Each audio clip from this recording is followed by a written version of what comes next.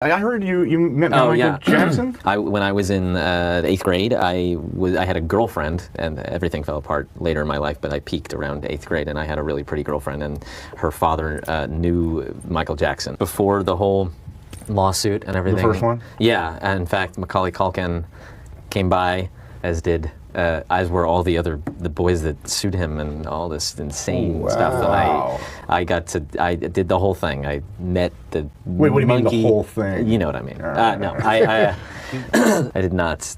I didn't even do it with my girlfriend. Why was I going to do it with him? I met Bubbles, and I went in Mac and Mike's theme park. It was all built-in water guns at every post and flood buttons and all these water balloons, hundreds of them and we were on teams, and I was on his team, and we won.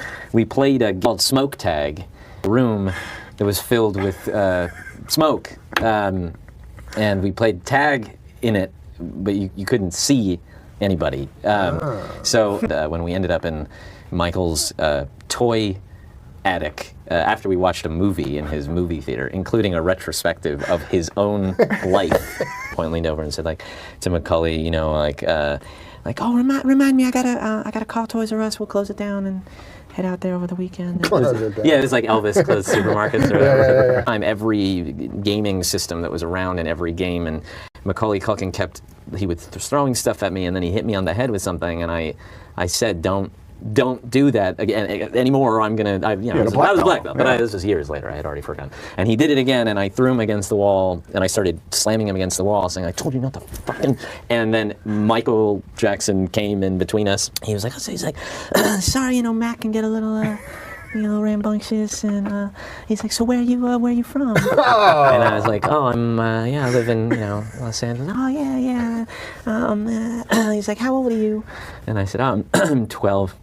And he said, "Oh, you Jewish?" Which was like, fuck. It still to this day, I don't know where that segue came from. And I said, I am. He said, "Oh, you gonna have a Hanukkah?" And I said, "What?" And he said, "A Hanukkah. You gonna have a Hanukkah?"